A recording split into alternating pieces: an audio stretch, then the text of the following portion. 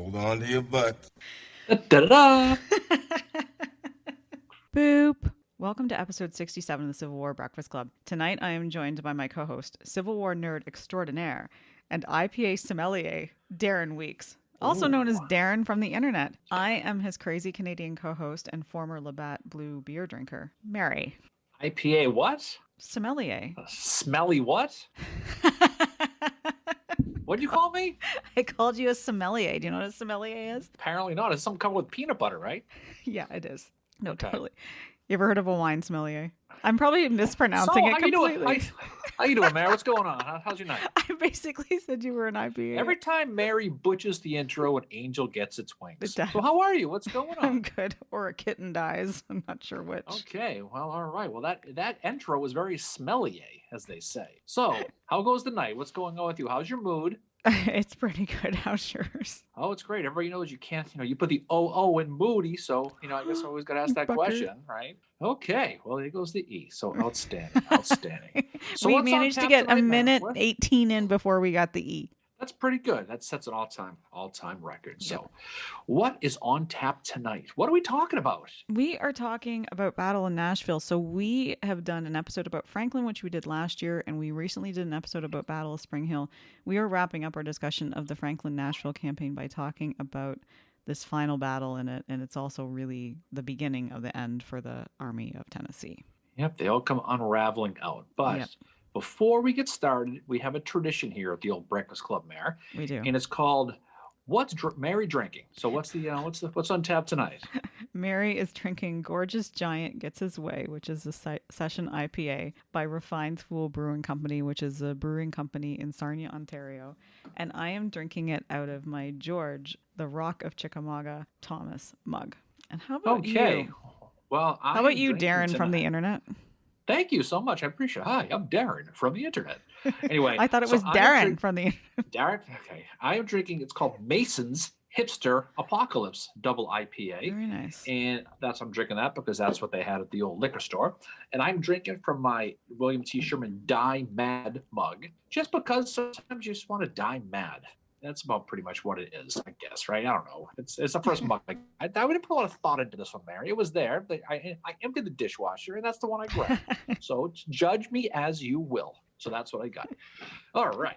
So Well, here we Sherman is kind of involved in this. He's doing his march to the sea at the time the Battle of Nashville happens. He's He's sort of gonna involved. send some troops over to Nashville. It's from Yeah. his army of the Tennessee. So we'll talk about that as this goes on. So anyway, let's get started talking about old Nashville. What do you think? We'll take it back a little bit. We've been in Tennessee for a while, had our feet up, eating that Nashville hot chicken, taking them, Broadway, all the sites in Tennessee for the last couple of weeks with this. So we can talk about the beginning of it. So Yeah. what you mentioned earlier, it is the end of the Tennessee campaign, and the army of John Bell Hood, the Army of Tennessee, is coming off that absolute disaster at the Battle of Franklin on November 30th, 1864, which is one of, if not the greatest defeats of the Confederacy in the American Civil War. It is, yeah. And just to let her, bring her listeners kind of up to speed on Nashville, it has been in Union hands since February of 1862 after Fort Donelson and Fort Henry fell. The defensive works around Nashville were constructed by the Union at this time. It had been known as the Athens of the South, so it's a commercial, industrial, and kind of social center of the time for the South. And ever since it fell, the Confederates have been trying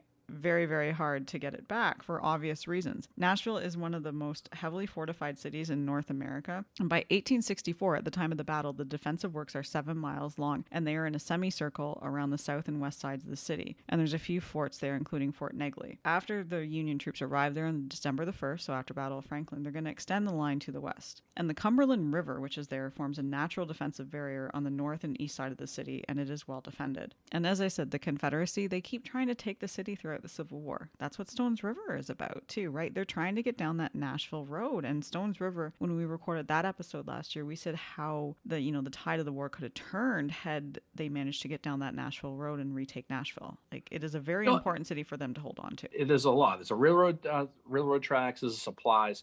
But at this time, just stuff coming off of Franklin, this is really the true dark days of the Confederacy in the West. Yeah. This is the nadir of the point. Even with that, Hood's army is still one of the few moving armies going. Mm-hmm. Robert E. Lee is pinned down around Petersburg, and his army's still going. But again, this was when the South felt that for the most part, all was lost, and they needed that Hail Mary, to change that course of the war at this point. Everything was going bad. So, we're not going to go into detail about John Bell Hood again, the whole history with him. Needless to say, he's installed as commander of the Army of Tennessee in Atlanta, replacing Joseph Johnson. We've talked about this a million times now. Davis was hoping that aggressive Hood was going to help defeat Sherman in Atlanta. We talked about not too long ago when we talked about Spring Hill. Hood was new to command, a commander of the corps level. He basically did what Davis wanted. He was kind of, he was, right? Mm-hmm. Hood was close with Davis. As a matter of fact, he was writing letters to him as far back as 1862, talking about leadership and all kinds of things. He's pining for a position. And Davis is wants to know what's going on with Bragg's army. Bragg is not as aggressive as Robert E. Lee is in the East, so there's definitely something going on. Mm-hmm. So Hood's going to get sent west to become a corps commander. For the most part, he was sent there because there was no positions available in the East for him, right? Mm-hmm. There wasn't much to do. So if he wants to be a corps commander, for the most part, he's going to go west, young man, right? That's what's going to have to happen. So after Franklin Hood's army, they took those gigantic losses, including the loss of those 6 generals we've talked about. When they lost all that experience, that division level, the loss of guys like Patrick Cleburne, if you've heard of him, and at the brigade level, you're losing guys like States Rights Gist and Arthur Strahl and Hiram Granberry and John C. Adams. They lose a bunch of guys. So these losses are going to trickle all the way down to that regimental level. Alexander Stewart's corps and Benjamin Cheatham's corps, they all took those huge casualties at Franklin, to the point where some regiments were, they were being commanded by captains of companies at this point. That's how far it was. It was what a mess it was. But on the Union side, they're beat down as well. The 23rd Corps, he's under John Schofield, and David Staling's 4th Corps, they got bruised as well at Franklin. So, George Wagner's division we talked about, they took those heavy losses and took the brunt of that Hood's advance, especially, the hero of Franklin, Emerson Opdyke, he's going to take those hits. He helped plug that gap at Carter House. Yeah. So both sides, I mean, the reputation is that Hood's army got beaten down, but they kind of both did. So December 1st, 1864, this is the day after the Battle of Franklin, John Bell Hood found himself in a really crappy position. So he's like, well, his army is really beaten, right? He can't retreat. He has no choice but to continue to Nashville. So he has to try to defeat George Thomas, who's in Nashville, because he's the real last hope. He's like, it's Star Wars. He's Obi-Wan. You're our only hope, right? He's Obi-Wan because his strategy is to get Nashville back, and then from there move into Kentucky to get provisions and volunteers, which we saw this before with Richmond, right? With Braxton Bragg wanting to get provisions and volunteers, and we saw how that worked out in the early days of the Civil War. I mean, depending on what John Bell Hood's plans were, it depends on who you ask. We'll talk about that going forward. Hood was probably just looking to stay in Tennessee and cause problems. I mean, I'm not sure, but we'll talk about that. Well, I think it's one of those things where it's like it's this last ditch effort. So it wouldn't be shocking if, it's like, oh, I got Nashville back. Okay, I'm going to go to Kentucky. And certainly, the War Department and Lincoln in Washington are worrying about that too. Like that's on General Grant's mind, is this and General Grant even said something like, I wouldn't blame him if he took Nashville back and then he goes into like Ohio or whatever, right? Like it's something that's definitely on their minds, and Hood probably knows it too. There's a lot of stuff with that, but I mean, Hood was really feeling the burden, because if he retreated, it meant the end of his career. He was done, and he knew that. It was probably the end of the Confederacy in the Western Theater as well. So he had no choice but to advance. And sometimes people rip John Bell Hood for going to Nashville. And admittedly, I've been hard on Hood too, Mary. I'm not going to lie to you, I have. But in this situation, he had no choice. He had to, right? Yeah. So, and some people think him going to Nashville is foolish. Sometimes you got to do what you got to do. Yeah. So he was, Hood was aggressive. Okay, he was. But one thing he wasn't stupid. He was not stupid. No. He knew the state of his army. He knew all those losses at Franklin. And he knew that he had to change his philosophy just a little bit. So what he kind of wants to do, his plan is to get to Nashville. He wants to set up breastworks, and he wants to play defense, right? Mm-hmm. He wants to provoke George Thomas into leaving that army. Now, you mentioned Nashville has been under Union control since February of 62. Yeah. It's been fortified with those 7 miles of defenses, okay? He knows with the shape of his army, he ain't getting in there. It just ain't going to happen, right?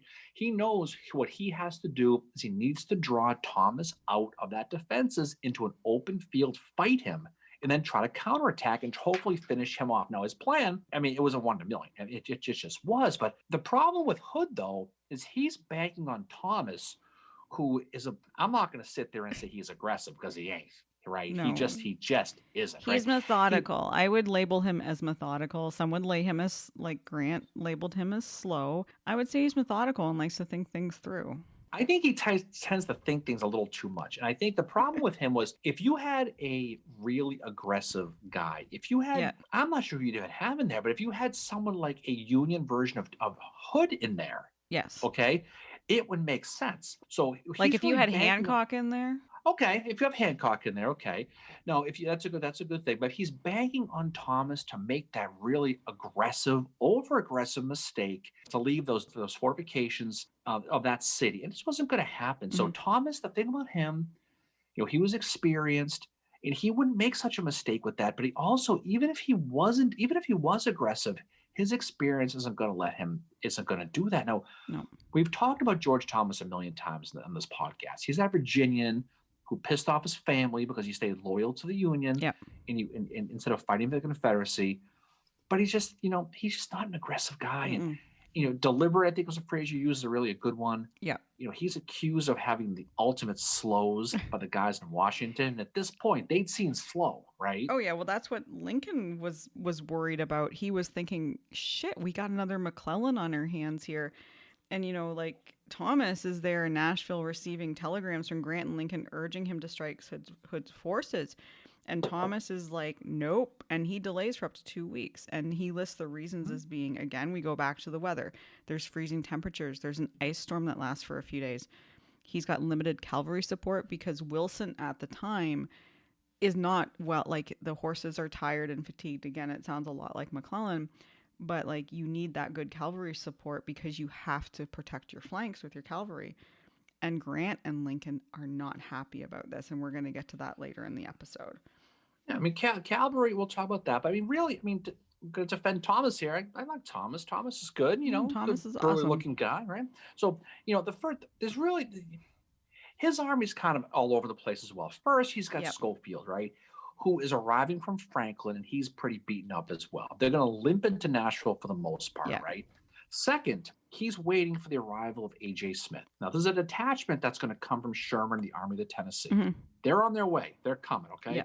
The third thing is he's got a guy named James Stedman's provisional detachment from the district of what's called the Etowah, okay? Yep. Now, most of these troops are green as the grass. They are little or no combat. Yep. There's 2 brigades of the U.S. colored troops we're going to talk about later on. So his army is, he blows that conch shell to bring that army together, right? He doesn't know what he's getting. He's getting 55,000 guys, but he hasn't had a chance to command them for the most part, They're right? mismatched. They're like, we've always said that the Western theater is kind of like the island of misfit toys. This is like the perfect example of that. Like this army is like misfit toys. It's mismatched of like, you got some of Cumberland, you got some of Army of the Tennessee, you got some of Army of the Ohio, you got Etowah. Like you've got this whole group that has never worked together. There's that to factor into it as well. And they're all converging here on Nashville. Well, I mean, the thing is he's bringing this army together. He doesn't know what to expect. Yeah. The other issue that you kind of alluded to that was holding Thomas back is that weather, right? When Hood arrives near Nashville, when Hood gets up there, the weather is frigging disastrous. Yeah. It's snowy and icy. The temperatures are in the single digits, and it lasted for almost an entire week. And it's impossible to move large numbers of troops and supplies in that weather. That's basically impossible. George Thomas is going to tell Thomas Wood, if this snow keeps up, it won't come down. He didn't say that. I made that up. He didn't say that. But for the most part, that's the weather he's going to be dealing with. So also John Schofield, he's got, we talk a lot about the Confederates yapping behind everybody's back. John Schofield just as bad. Now, we talk a lot about him at Spring Hill and Franklin. He's friendly with U.S. Grant, and he's also not a huge fan of Thomas. No. So he's writing letters behind Thomas's back to Grant saying, hey, not for nothing, but guess who should be in charge of the Army of the Cumberland? And who has 2 thumbs? This guy, right?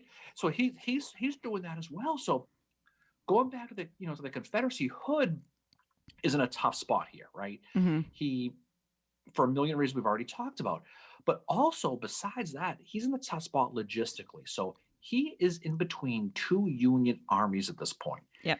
35 miles away to the southeast is a town called Murfreesboro. Perhaps you've heard of it. There was a battle there called Stones River a couple years before. We talked about that. You probably weren't even paying attention. But in Murfreesboro is a Union force of 8,000 guys under Lovell Rousseau, right? Mm-hmm. And this made Hood nervous because Rousseau's men were right in his Savannah, right around the corner. and their presence, also at the same time was kind of a yin and the yang thing. Yeah. It made him nervous, but it also gave him an opportunity. He knew that he had to provoke Thomas to come out of the city. Exactly. So he thought, well, maybe, just maybe, if I send troops to Murfreesboro, it might be just enough to get Thomas to come out and try to stop them, right? Mm-hmm. So that's sort of what he's thinking. So on the 7th of December, 1864, John Bolt Hood is going to send old friend William Bateman, his 1,500 men, as well as Nathan Bedford Forrest's 6,000 men cavalry to advance towards Murfreesboro. Yeah. And he's hoping this is going to wake Thomas up out of his slumber and get him to do something in his front. And that's kind of how it goes. Yeah, and this is where you have the third battle of Murfreesboro, which doesn't actually get talked a lot about in this campaign, but it is like, it's a huge thing when you think about, what the consequences are of it. So Union General Lovell Rousseau, as you said, is commanding all the forces at Murfreesboro. And you know who's here is none other than Milroy from Winchester fame. We've talked about him. We've talked about him before. Finally stopped running. Don't you think he has the most amazing hair in the Civil War or something like There's that? none better. There is none better. No, I can name one guy, Oliver Rose Howard. Well, you know what? Rest my case. Whatever. Anyway. Episode ruined. Anyway, so Milroy is the one that's going to be fighting the Confederates. And the Confederates end up breaking, and Forrest, at this moment, he seizes the flag and he's trying to rally them back, and the men are like, nope, fuck that, we're not doing this. And Forrest and his men end up camping for the night outside Murfreesboro. And this doesn't really do much. It's more like a raid than a battle. Like, Forrest does destroy some of the railroads and the blockhouses and some homes, and he disrupts Union operations briefly in the area. But it does not draw Thomas out the way that Hood thinks it's going to. So Thomas is probably like, oh no. No, it doesn't. I don't want to say it's a waste of time, but it doesn't work. It doesn't get the desired effect. Now, while this is all going on, right, Hood's presence in Tennessee, you mentioned this a bit ago, is starting to freak out the leadership in Washington, right? Yeah, and they have very unrealistic views of what Hood was capable of doing. Yeah. But Lincoln and Grant, for the most part, felt that if Hood was able to defeat Thomas, he could move into Kentucky and potentially get into Ohio before crossing through West Virginia and reuniting with Lee in Virginia, just like what you said. Yeah. Now, it's funny because, the one guy who was totally cool with this whole concept was William Sherman, Mary. Yep. Right. And because he figured as long as Hood's away, he ain't chasing me down in Georgia. And he has that quote. He goes, if he was in Tennessee, he was no threat to his army in Georgia if that's where he was. And Sherman said, if Hood wants to go to Ohio, I will give him rations. Right. So he's like, okay, you go away. That's fine. Yeah. But the reality is Lincoln and Grant's fear was probably not because likely all that Hood intended to disrupt, I think all Hood really wanted to was disrupt Tennessee for the most part. I think it was misplaced fear by Lincoln and Grant at this point. Well, it's kind of like when people thought that when Lee invaded Pennsylvania that he was going to go after D.C. and he was going to go after, Philadelphia and all that, right? That he was going to hit those cities, and Lee's really just up there on a big shopping trip, as we talked about before. Hood is basically looking to raid the food king. That's what he's looking to do. He's just looking to cause issues, and the reason why is because he doesn't have the army and the strength and the supplies to do it anymore. He just doesn't. No. His army was literally taking on water as he was sailing along. Now, Hood also does know that, he's putting pressure on Lincoln by simply just being there. Oh, yeah. But he also knows he's got a formidable foe in front of him in Thomas that's entrenched in the city of Nashville. So the reality is he was limited to what he can do, but he knew the psychological game was being played. But regardless, Grant and Lincoln were in the dark to what was happening in Nashville because everyone cared what was going on. Well, and they're also in the And they dark about Sherman too, so they're probably really on edge about that. But they kind of, like Lincoln says about what's happening in Nashville. He says this seems like the McClellan and Rosecrans strategy to do nothing and let the rebels raid the country. And that's kind of an unfair statement, especially when it comes to Rosecrans, and well, you know, again, it's the sum of all fears for Lincoln yeah, and Grant for that matter too. The reality. I mean, Tom, their fear that to quote you just said, they're afraid that Thomas is going to be McClellan. They're going to spend the entire winter eating Nashville chicken, hanging on Broadway, and just chilling in the going to the city. DQ. Not doing anything with no intention of attacking Hood regardless. Now, Grant, he's also concerned about this Yeah, prospect of Hood going north as well, because don't forget, he's in Virginia and he doesn't want to deal with Hood in his front either. But he also says, after the war, if I'd been Hood, I'd have gone to Louisville and north until I got to Chicago. yeah, So I'm not sure what he's thinking with that, but I think he's trying to realize that there might be an opportunity if he wanted to do that. yeah, But again, so Grant and Lincoln are going to kind of overreact here. Grant is going to send John Blackjack Logan yeah. to Nashville. And the whole plan is if Logan gets to Nashville and Thomas is still sitting on his rock of Chickamauga, he's going to be fired and Yep. Logan's going to take control. Now, Grant is also not sure what the hell Tom is, what's going to go on with Thomas and Blackjack as well. So he's thinking, shit, you know what? Nashville's pretty cool in December. I think I might go there as well. So he's going to make a plan that I'm going to I'm going to go there as well and see what the situation is. Thomas was something. Sherman didn't trust him, whether it be the Virginian thing, whether it be the history of things like Kennesaw, or who knows, whatever it was, he didn't trust him. And so there was a lot of ambiguity into what they were going to get from George Thomas. I think it was a lot of the Virginian thing. It was just a lot of mistrust, which is really unfair. Thomas had proved himself by this point, I think. No, he was. But fortunately for Thomas, though, he did decide to finally move in before either of them got there to Nashville. And so he did save his job just by finally doing what he was supposed to do it. By the time this Battle of Nashville, which we're going to talk about here in a little bit, is over, Logan was already in Louisville. He was right around the corner, right? And Grant was sitting at the Willard Hotel firing up his stogie in the lobby probably. And he's preparing to jump on the train to Nashville too. And then they both end up staying at those places because they do get word that Thomas had finally come out. But so going back to Nashville, just the snow is falling, the sleet, the cold continues. Both armies are really just going to sit and stare at each other, right? They're just going to stare? They're just going to stare at each other while those conditions continue to get worse. Now, Nashville's, we mentioned at the beginning of this, Nashville was a strategic town. Unlike Gettysburg or Sharpsburg, for example, this city has strategic value, right? It had been under Union control since February 62 when Don Carlos Buell captured the city. It was the first Confederate state capital to fall. And so it was fortified, with a lot of defenses, but it had those warehouses, had the river, it had the trains, it had a lot. So it was a strategic point. So at this point, the question was, well, who's going to blink first here? Is it going to be Thomas, or is Hood finally going to do something to push to end the stalemate? Because they literally just stared at each other. And so it's finally on December the 15th that Thomas is going to launch a demonstration on the Confederate right across the Nashville and Chattanooga Railroad. And as we said, this is like a very pieced together army that has never fought together.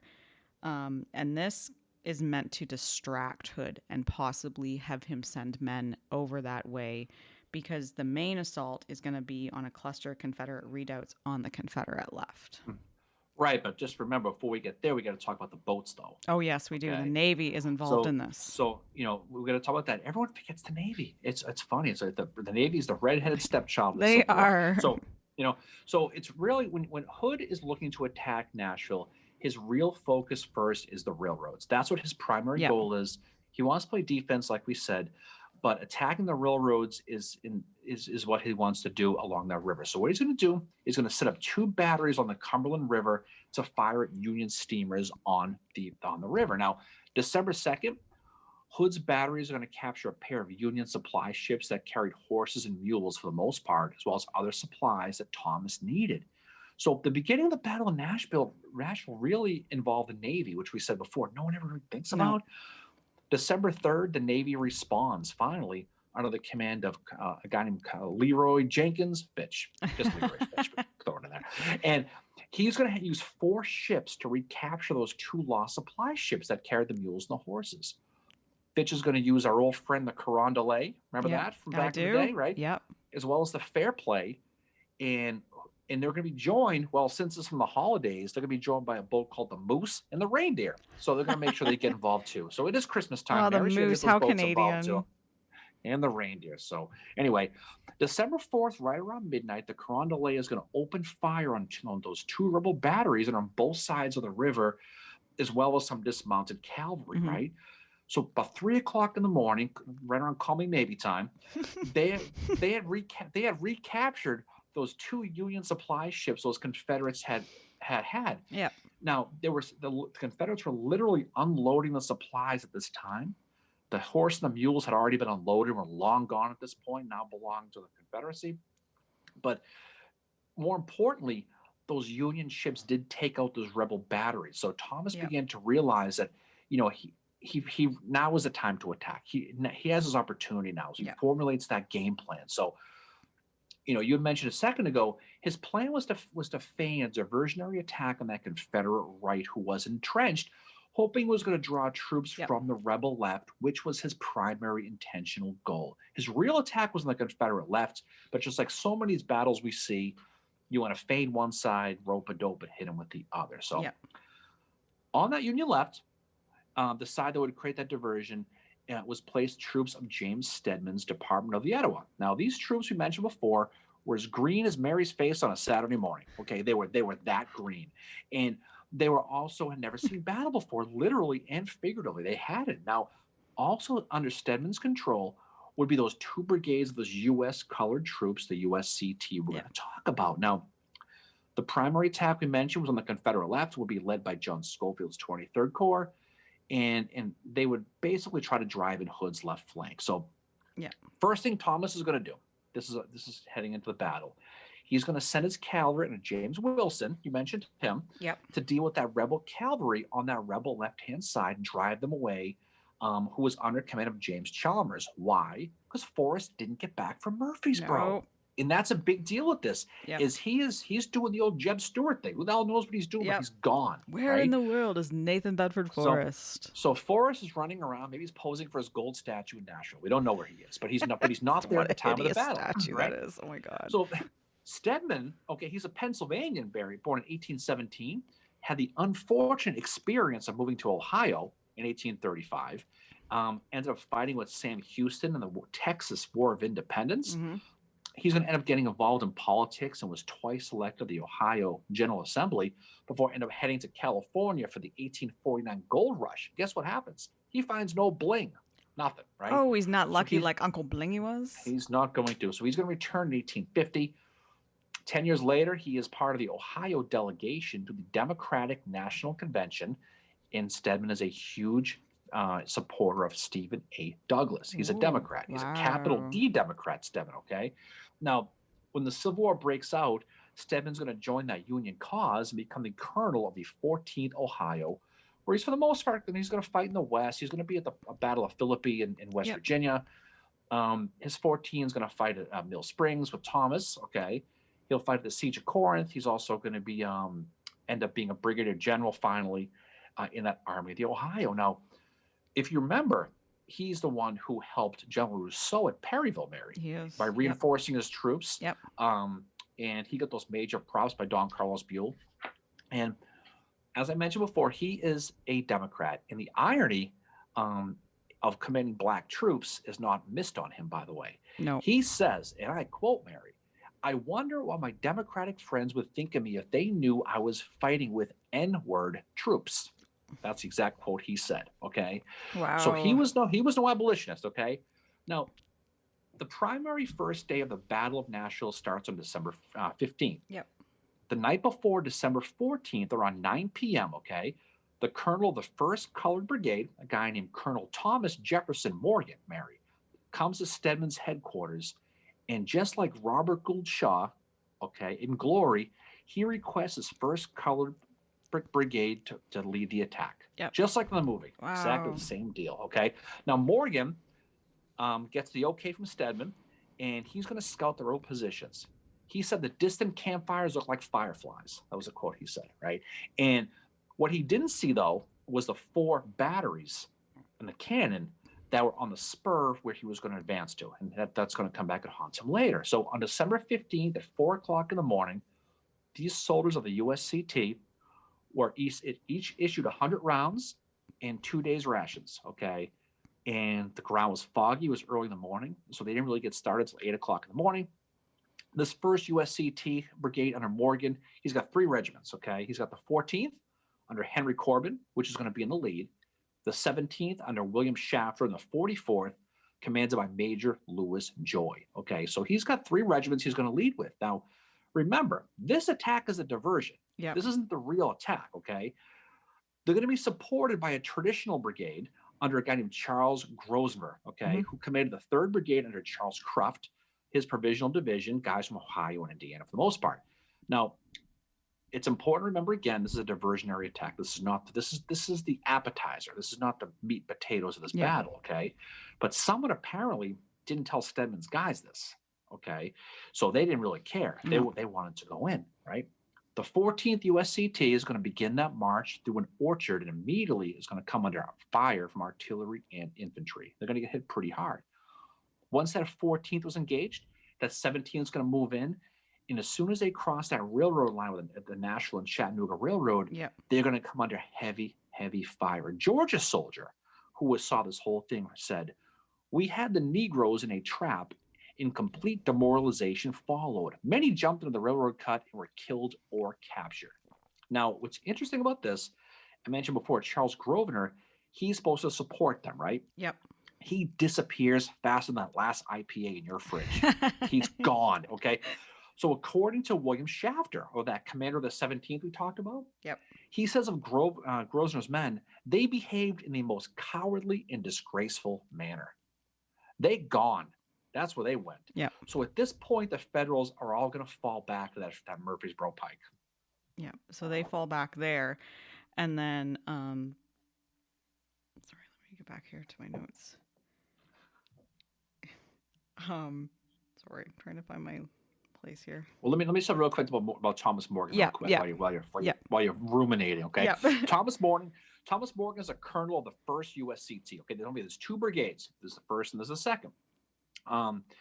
And his brigade is going to attack on December 15th. In his quote, he says, this is afterwards, "The day we had longed for had come and gone. It had been shown that marching under a flag of freedom, even a slave becomes a man and a hero." Yeah. So there's a lot of support for what these USCT soldiers did on this first day. Now, late on the 15th, this is that first day of the battle.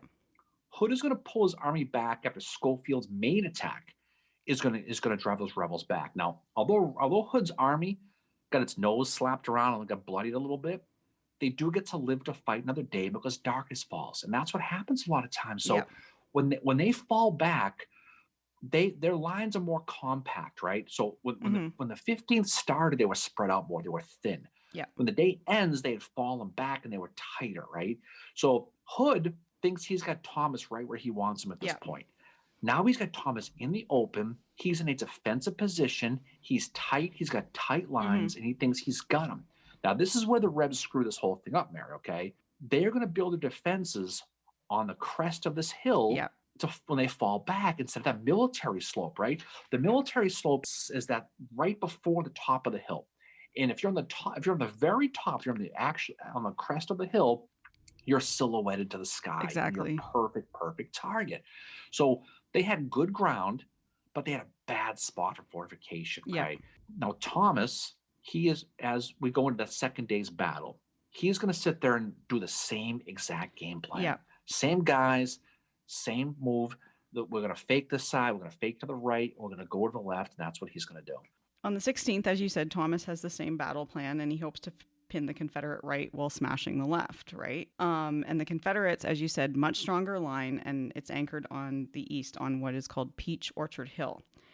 And the western flank ran along a line of hills leading south from Compton's Hill, which will later be called Shies Hill after Colonel William M. Shai, commanding the 20th Tennessee Infantry, had been killed there. So this is where Frank Cheatham is. And this is where you said their defenses here are not really strong, and they've created a salient, and so they're exposed to Union artillery fire here. And the center, which is where A.P. Stewart's corps are concentrated at some stone walls. And then S.D. Lee, who for once is involved in a battle. He wasn't really involved at Franklin. He hasn't really been involved in much at all because he was back holding the artillery at Franklin. He's not seen much action. This time, the diversion is going to be much more successful. I mean, again, it's the same deal as before. They're going to try to divert, but you have that same issue where the diversion team doesn't want to be a diversion team. Mm-mm. They want to go, right? So Thomas Wood's 4th Corps is entered the chat at this point, right?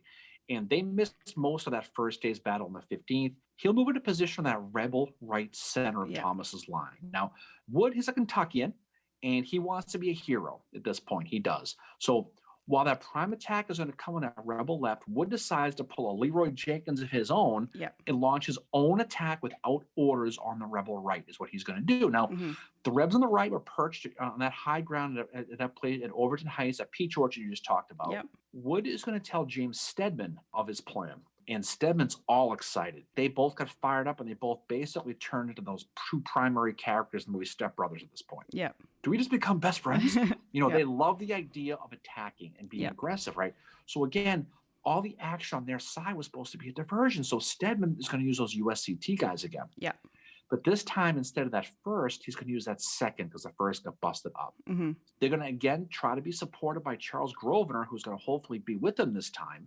Grosvenor's going to get picked up. He's going to also pick up that 18th USCT guys that were under Louis Joy from Morgan's brigade. So now he's supported. Now, the day, as usual, is going to start with artillery. By about 2:45, these troops are going to advance, and they're going to target the strength of the rebel position, right, of those redoubts and everything you talked about. The advance was through a bunch of trees. It was a tough ground to walk through. They said it was almost impenetrable, but they're going to walk forward through it. Now, the 2nd U.S. Colored Troops under Colonel Charles Thompson, he places 112th USCT first in line. You have the 100th on one side, you got the 12th next. That's the line she's going to use. Now, these soldiers literally saw this artillery duel going back and forth, and they're like, oh shit, we're in for it now.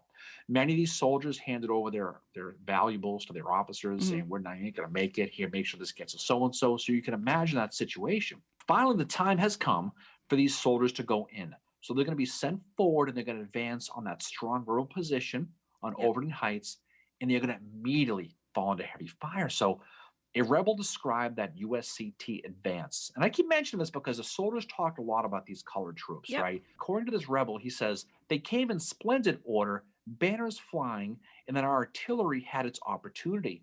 Men were falling on all sides, and the air seemed full of death-laden missiles as of hail in a driven hailstorm. They're going to get hit pretty good. Now, the rebel shot is going to tear into those ranks of the 12th and the 100th, and they were all packed close together as they marched. So it just seemed like every time they fired, one of these guys was going down. Now, when the 12th and 100th started to slow and run out of steam, here comes your 13th USCT under John Hottenstein. Now, they're going to advance. Hottenstein's troops were green, just like you on that Saturday morning I mentioned. And they were literally participating in that first battle. They had been organized in Murfreesboro in July of 1863, and their primary job had been just for guarding the railway. And that's because at the time it was believed that these African-American troops, they were commanded by white officers, that they wouldn't be good at fighting, and they were also thought they were going to run away. Well, this is the time when the USCT is going to prove themselves here. And these guys go in, and Colonel Hottenstein afterwards, he's going to say, after a protracted struggle, they had to fall back, not for the want of courage or discipline, but because it was impossible to drive the enemy from his works by a direct assault. But the one thing that this diversion is going to do is it's going to work this time. Hood is going to send two divisions to reinforce Lee. And it's all because these guys, this 13th that goes in, they go in so hard, and they manage to get up to the parapet. but then they get driven back. What's interesting about the 13th is they are the ones with no experience. They just don't know better. Zero.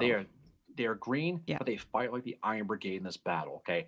There's a guy named John Beach. He's a private. He's a 200-pound beach ball of a man, Mary. He is going to be a vet of the 13th in the attack, and he's going to have a pretty crappy day at this battle. So I'll tell you how John Beach's day went with this. He's one of those guys who was assaulted with the 13th. First, he's going to get knocked to the ground by a shell, and he's going to have his hip injured, okay? He's going to get up. He's going to get shot twice, once in the head, once in the face. It didn't kill him. He survives the battle, and he says afterwards about his shot to the head, "This so jarred my hard skull, I fell senseless to the ground." The thing about Beach, though, is he gets up again. Yep. And he actually gets up. He's dizzy and disoriented. He's kind of, he gets shot in the head, right? He's going to get shot again. This time he's going to get shot in the side, but he's going to somehow live to tell the whole story. So this is a guy who's like Iron Man, right? But these guys get within 30 feet of the actual rebel position. Yep. They are going to lose their regimental flag, which is going to be a big deal. But of all the regiments who fought at this battle, they were the ones who, I don't know if you want to call it just too dumb and inexperienced to know any better, but they did it. They caused havoc. I think they felt like they had something to prove after, kind of their reputation, what it's like, and just, it's like, okay, yeah, we never fought and we've just been doing railway duty, but Jesus, let's just go get them, And at this point in the Civil War, you got to remember, like, they know why it's being fought. And I think that really factors into it. Like, these guys are passionate about it. Right. I think it goes back to the fact they were just so excited to finally get into it, right? Those attack was just a diversion. It ended up being a bloodbath, right? Mm-hmm. For these troops. Yeah. I mean, the USCT, the 100th Regiment lost 121 guys. The 12th lost 114. The 13th you mentioned had those green troops. They lost the most by far. They lose 221 guys. 40%. Total 40%. 40% of the USCT guys got casualties in this battle. And again, remember, learned how to do math. Yeah, exactly. But this was a diversion. Yep. This wasn't even a real fight. So this goes to show, we've talked a lot about this. The real attack was going on the rebel left, but all the action was on the rebel with this. Yeah. On the rebel left, the area of Thomas's main attack, those rebels ended up just completely collapsing. Once that Union cavalry finally gets behind them and surrounds them and sweeps and gets into their savannah, they're done. They have no chance, right? So once that happens, that rebel line is going to completely collapse, including those troops on that rebel right who have been fighting these USCT guys. Yeah. The USCT guys, when they see them retreating, the rebels retreating, they get back and the battles are chasing after them. They do. They chase them for a mile. They chase these guys. Yeah. And right? The one guy to mention, though, here is John MacArthur. He's fighting here, and he's one of Smith's division commanders.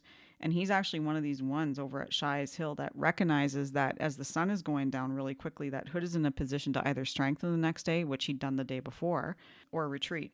So at 3:30 p.m., MacArthur sends word to Smith and Thomas that unless they say otherwise, he is going to attack Shies Hill. And he's like, I'm going to do this in 5 minutes. So, of course, he's going to do it anyway, right? Because the message is going to take more than 5 minutes to get to them. So he attacks, and his 3 brigades charge up the hill, and this threatens to sweep Hood's whole army. And this is what starts causing this retreat. So MacArthur is definitely another MVP of this battle. The Confederates who are defending Peach Orchard Hill, they repulse like 4 Union attacks, but then they can't spare the they can't spare the reinforcements, and this is where kind of the diversion is happening. And Hood eventually just has to say, vacate the dance floor. We're done.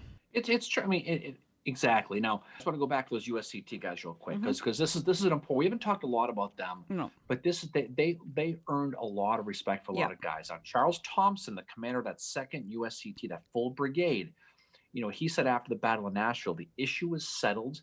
Negro soldiers will fight. Yeah. Right. Now this was big. This was big news. Sergeant Major Dan Atwood of the 100th USCT, he writes, "It was the first time in the history of the Army of the Cumberland that the blood of black and white men flowed freely together for one common cause of a country's freedom." Now, after the battle, a member of the 100th USCT, now he's going to say those Rebs under Hood were the worst whipped army that has ever been in this part of the United States.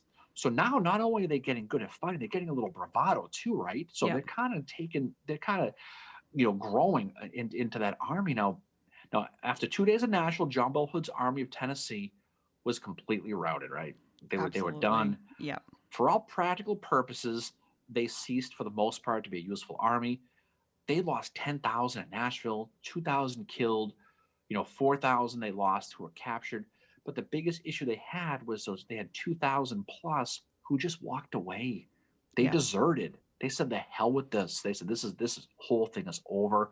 We are going to freaking go. And then Hood's going to have to think about retreating. Yep. And then we see what happens to them, flashing forward to our episode about Bentonville, you see the remnants of Army of Tennessee going there to fight with Joseph E. Johnston. And, you still hear names like Claiborne's Division and all that. Like they've kept these names in. But the one thing these guys have to do in 1865 when they fight at Battle of Bentonville is a lot of them, because they just get kind of amalgamated into these other regiments and brigades and whatever, they have to give up their flags. And that is such a tough thing for them to do, because the flags are a rallying point, right? And they help boost the morale of the men. And if you're giving that up, you feel like you've kind of been, it's like, okay, we don't really exist anymore. We're being dissolved into these other groups who we don't relate to, right? Because you think about it, these regimental flags, the men who rallied around them they often knew each other. They were like brothers, they were fathers and sons, they were whatever, they were family, cousins, and all that. And to see them dissolved, like that's got to be a huge kick for morale. Well, when you see your army dissolve, you lose your flag. That's about it.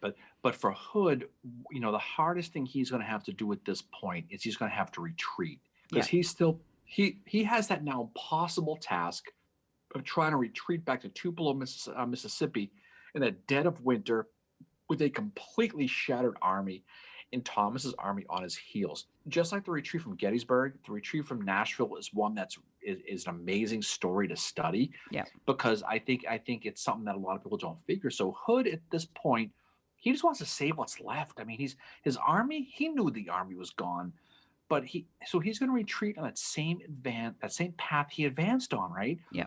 And what he wants to do is he wants to put as many rivers between him and Thomas as possible. Now, don't forget, they crossed the Harpeth, they crossed the Duck River, they crossed the Tennessee River, so they were natural defenses to get through. He did this moving through snow and mud and this miserable experience that he had to deal with. Right now, a lot of these troops, they had to camp with no blankets in most cases. Yep. They had to sleep in the snow. Think Valley Forge. That's what this was. Yeah, it's horrible.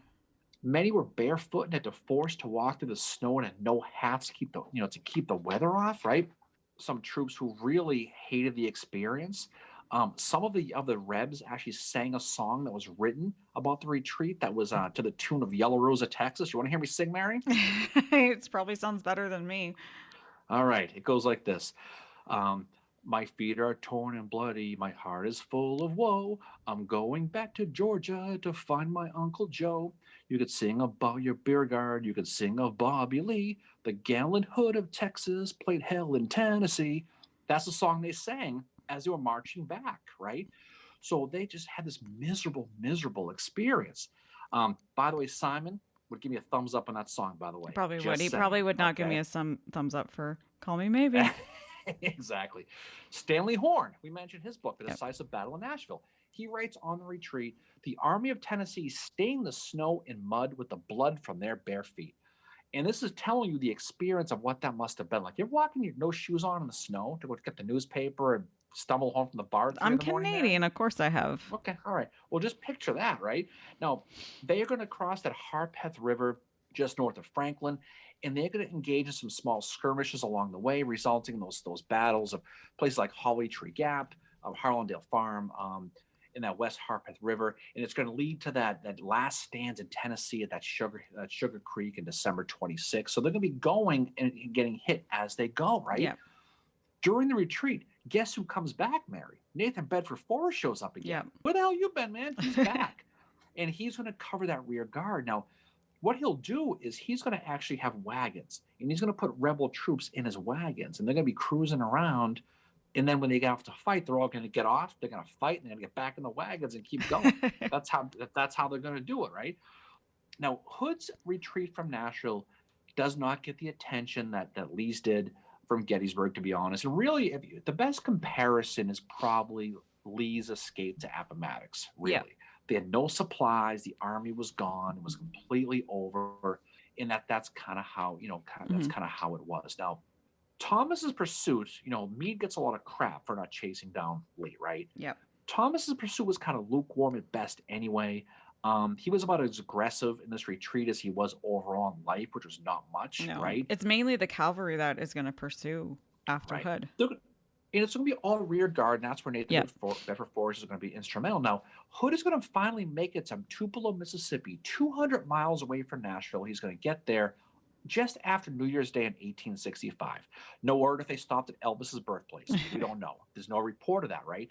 But he marched 200 miles in that snow, fighting rear guard action with the demoralized army to get back just after New Year's in 65. That's pretty good. Now, once they get to Tupelo, who's waiting for them there is Pierre Gustave Toutant Beauregard. Yeah. He's there, right? Or he's going to come over. He wants to see the shape of this Hood's army at this point. And he quickly looks at him and says, you guys are done. Well, they've lost 75% of their fighting force in just 6 months. Beauregard is going to make that decision to split up that army of Tennessee. Yep. Those who are too banged up to do anything, he's just going to say, go home. Furlough them. You're screwed. You're done. Go home. Many others, mostly guys under Cheatham's corps, they're going to end up getting sent to North Carolina, to what you just said a bit ago, to go meet up with Carter Stevenson, who's found himself as a corps commander now, Mary. So, and they're going to end up traveling through land. And here's the thing that was interesting about this, Mary, as I was reading this. A lot of Cheatham's guys traveled through Georgia on the rail lines. Yep. Now, I heard Sherman destroyed all the rail lines. I know, so did I. So there must have been some left. So how the hell is that possible? I don't know. Maybe, just maybe, they didn't get them all. But I just thought it was funny. But, once that army gets sent up, that army of Tennessee, for the most part, is gone. John Bell Hood is going to resign his commands on January 13th, 1865. Those battles of Franklin and battles of Nashville just finished him. I mean, he was teetering anyway. Yeah. These things finished him off. He never took field command again after that. After the war, his post-war story is actually kind of sad. It is, yeah. Yeah, it is. He'll be a civilian again. He struggled with those injuries mentally and physically he sustained in battle. I mean, don't forget, he had his arm ripped up at Gettysburg. He lost that leg at Chickamauga. I mean, he you said this a million times, he sacrificed his body in the altar of the Confederacy. Yes, he expected his troops to do the exact same thing. But he was a mental and physical shot at that point. Yeah. He's going to end up moving to New Orleans. And he's going to be the president of an insurance company, which they all go in the insurance company. Jeff Davis did. Yeah. I don't know what the hell it is. Okay. He's the president, and they're going to use his name to kind of sell it. He's going to be kind of the advertising focus. Okay. 1868, he's going to get married to a woman named Anna Henson. And they proceed to have how many kids, Mary? 11 kids they have. Oh, my God. Including 3 sets of twins. I thought his body had fallen apart. At least something worked. Apparently not. But he ends up having all these kids. And it's sad because in 1879 in New Orleans, they get hit with that yellow fever epidemic, right? Yeah. And it's gonna destroy his insurance business. August of 79, yellow fever is going to strike down, is going to get him. It's going to take his wife. It's going to get his oldest daughter, okay? And leaving the rest of his family, those 10 remaining kids, completely destitute. Now, the children, it's interesting. You know what happens to them? They get financially supported by the Texas Brigade Association. They get financially supported. But here's the thing that's interesting, right? Those 10 kids. Now, John Bell Hood didn't own slaves. Yeah. Okay. But he fought for an institution of slavery, and you can argue about that. And God knows there are people on Twitter who will fight you on that. We all know that. Oh, okay? Big time. But his 10 kids, you know what happens to them? They get adopted by 7 different families, and they get spread throughout the country, from Louisiana to New York. Oh, wow. And I always thought that was irony. That a guy who fought for slavery, who watched families separated, after he died, his kids got separated. Yeah. I know it's probably sad. Just whatever, but that just kind of goes to show that life sometimes imitates art. Yeah. And for John Bell Hood, this is a guy who literally gave everything he had for whatever cause he believed in. Yeah. And he was a mental and physical wreck by the end. He ends up dying of disease after he finally has a wife, has a family, has a business, and it all gets taken away from him. He Yeah. survives all that war just to have to see everything taken away the way he did. I always thought that was savage. Yeah, it's a sad story. His is one of the sadder stories in the Civil War for sure. As far as the the battle goes, he no matter how you want to spin it, his army got wrecked, but he had to do it. He had no choice. Yeah. There was nothing he could do. Retreating was not an option. Surrendering was not an option. He had to go. He was invested. His army was invested. He had to do the best he could. Did he have a chance to beat Thomas and Nashville? No, he had no chance, but he had to try. Yeah. And I think for the people who say that it was foolish that he went into Nashville, and I think that if you're going to fight Franklin, you have to fight Nashville. It's one of the other. Oh, he had no choice. He had no choice but to keep going. And I think he knew he was going to be fucking with Lincoln and Grant's minds as well by doing that, and just to kind of get in their heads about what he could be doing, be it, oh, is he going to go to Ohio? Geez, if he gets to Ohio, he's probably going to link up with General Lee's troops. And that was, that was something that was definitely in Grant and Lincoln's head at that point. And it's probably, too, the stress of not knowing where the hell Uncle Billy is, right? He's bouncing around in Georgia, and they don't know where he is, Well, you take Atlanta, you're feeling good about the election. Yeah. And next thing you know, you've got two armies. You don't know where the hell they're going to go, how it's going to go. When you got a caged animal and a cornered animal, how they're going to attack. I think their fears of Hood were very unreasonable, though. He wasn't going to do it. He had no chance. The best he was going to do was go into Tennessee and just try to rip things up and just try to cause issues up there. Nashville was his goal. If he could have got to Nashville, I think he would have stayed in Nashville. The idea of him going into Kentucky and going into Ohio with that broken army after Nashville is pretty unrealistic. But again, that's how Lincoln and that's how Grant, those guys were thinking at the time. But again, they were going up worst case scenario for the most part, and you can't blame them. But I think it's the same thing they did with Lee when he went into Pennsylvania, right? Go off the worst case scenario. It was. I think John Bell Hood did everything he possibly could with this army. He got every blood out of that stone he possibly could. But just like many of these battles, he lacked those one division. He lacked that one more corps. Yeah. He just lacked it. And I think that the Battle of Franklin really took his steam out of it. And you wonder how life could have been if he could have got to Nashville with a full army with those 6 generals, how that battle could have gone. Exactly. You would have had a Franklin and Nashville combined battle in Nashville. But I think Franklin took a lot of the steam out of it. And I think he knew it, but he had to double on it. And I think that was the cause of it. He just had to keep going. And he had to get his army back. And I think that's how it was. I think Nashville is a story that has to be told because it was the end of the line for that army. Yep. It was the end of the line of the Confederacy in the West, and it really sealed the deal for the most part. The war was over at that point. It was just counting down. It was just counting down the minutes. But I think John Bell Hood was a guy who was going to give it every last ounce that he could, and he was going to make sure that no matter what happened, he wasn't going to be the reason why it fell, and he was going to fight till the end. That's exactly what he did. So you have to respect the effort that he did. You really do. Yeah, no, absolutely you do. But then on the other side of this, from the Union side, you have the United States colored troops, which really, they are some of the MVPs of this battle in Nashville. And most recently in October 2021 in Nashville, there was a United States colored troop statue memorial unveiled in the city, which is pretty cool. And then I just have a quote from Colonel Thompson, who wrote in his final report that these troops were here for the first time under such fire as veterans dread, and yet side by side with veterans of Stones River, Missionary Ridge, and Atlanta, they assaulted probably the strongest works on the entire line, and though not successful, they vied with the old warriors in bravery, tenacity, and deeds of noble daring. So these guys definitely made a name for themselves here, and this is really the first time we've, in all our episodes, we've ever really talked about the United States colored troops before. So it's really cool that we're able to do that with this episode. Yeah, I mean, there was those stories that they wouldn't fight, that it was a waste of time. Yeah. And I think, those quotes we talked about, it just goes to show that they wanted to fight too. And even though they were just a diversionary force, don't tell them they were a diversionary force. They fought, 40% casualties, 40%. I mean, that's remarkable. to fight for that. So, and a lot of that flag wasn't a fan of theirs. I mean, they were fighting to prove it to themselves. I mean, Yeah. you want to talk you want to talk about some of those guys. James Stedman himself was no fan of theirs, right? They're Hmm.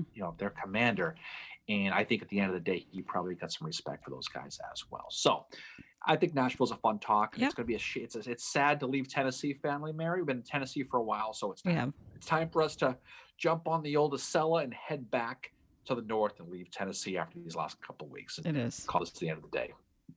Yep. So coming up on December the 29th, we have our book club meeting for Retreat from Gettysburg by Kent Masterson Brown. We are going to be joined by the author, Kent Masterson Brown. So if you have not signed up for a book club and you would like to attend the meeting, it's via Zoom at 6 p.m. December 29th. You don't have to have read the book. You can just come hang out with us, and we're just going to be asking him some questions. So info@civilwarbreakfastclub.com. We will be releasing our next episode on Sunday, December the 26th, topic to be determined. And then after that, our first episode of 2022 is going to be episode 69.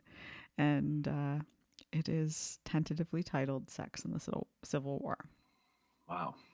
Everybody wins there, Mary. We'll have a good time with that episode. Absolutely. You've got it. You've got it. So I'm looking, so good things coming down the horizon, coming down the pike. So looking forward to those. We had a lot of some stuff. And as we enter our third year, actually, if you think about it, of this podcast. Yep. Exactly. 67 episodes in the book. Holy moly. Yep, it's crazy. We are on our way. We're on our way. So, all right. So any final words from you, Fincheru, as we head off? Well, thank you for rocking it this episode, as you always do. You always bring it, and you are a phenomenal co-host to do this with, and everything else and all that. And thank you to our listeners for all your support for these 67 episodes. You guys are awesome. Any final words from you? No, just I think it was a fun episode. I think it's great. This is always fun doing this, and we have a lot of fun stuff coming up down the pike. Looking forward to that book club with Kent. That's going to be a lot of fun. Yep. Hopefully we got a big group for that as well. I think we probably will. And we head off as we think about Christmas and heading into the new year and all the fun stuff that is going to be coming. So, all right. So let's head off. Mary, we will look forward to talking to you soon. The pleasure again, as always, was all yours. And Definitely. We look forward to many more episodes as we go forward. So everybody, thanks for listening. We appreciate it. Have a fantastic weekend. We look forward to talking to you soon on many of our fun things coming down the pike. And until next time, Mare, peace out. See you guys later.